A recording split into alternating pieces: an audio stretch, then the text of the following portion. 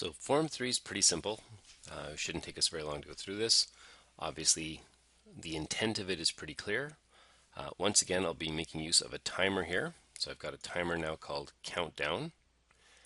You can see on the right side here, the name is Timer Countdown. It's enabled true right at the start. This time, the moment the form comes up, I want the timer to start because I want my time to start running.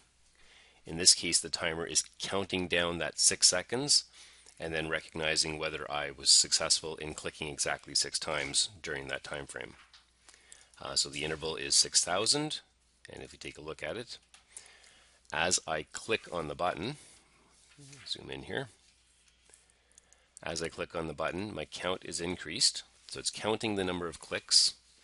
The button jumps around randomly, as we have seen before in the Chase the Button program, so nothing sort of new there. In the timer itself now, basically again, after 6 seconds, the timer, this sub of the timer runs. So the program comes in and checks to see if the count is less than 6. Then lives are decreased. The new number is displayed. The timer is turned off. A message box shows up saying too slow. The count is reset to 0.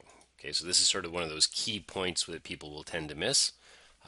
Because my count is sort of increasing as I click, I have to make sure that if I don't succeed in getting exactly 6 on that first attempt, it goes back to 0 so that next time it'll start counting 1, 2, 3, 4. If I don't do that, of course, it'll continue from wherever I was, and I'll basically never get to the 6 again. So if I had 5 to start, I click 2 or 3 times, I'm at 7, 8, and then of course it'll never come back down to the 6. And then basically this says start my counter again, or sorry, start my timer again. So the idea here is I've finished the one turn, I've displayed the message. After the person clicks OK, he has seen or she has seen the message that says too slow, you lost a life. Then the timer starts again and the program runs again. And I have another 6 seconds now to get that 6 clicks in. Important that the timer is stopped prior to the message box. Much more important though that the timer is not enabled until after, because if we turn the timer back on, then basically while the message box is showing up, the person will be losing time. The second possibility, I'm going to skip right over. I have then else if their count is less than 6, count is greater than 6, which of course makes sense. Less than 6 is one thing. I need a different message box for the greater than 6. And that one actually has, I guess I'll pull it up a little bit more detail. It shows the count inside the message box. So that's sort of the key there. Message box, anything in quotes in the message box shows up exactly as typed. We use the and sign, the variable name, the and sign, to allow the program to know that the value has to go in there before we then put the word clicks back on the screen, space and clicks. Finally, the else is of course, I didn't have a count less than 6, I didn't have a count greater than 6, meaning obviously it was exactly 6, i.e. successful, form 4 is going to show up, and me is going to be closed.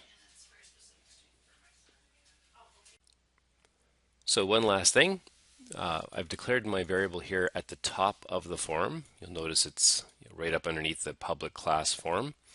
In the same way that with our module, we created the module in order to have the program exist for the entire program. When you declare a variable at the top of your code, it exists for essentially that section of code. If I put it in here, it exists only for the form load and then disappears afterwards. If I put it up here, it exists for this form only. And then I'm able to change the value throughout the form. It remains, or it retains the value regardless of what I've done. Once this form is destroyed or moved on from, that variable disappears. Okay, so just sort of important to recognize that the variable must be declared at the top of the form in order to have different subs access it, much in the same way that the lives was declared in a module so that it existed for our entire program, not just any one specific form.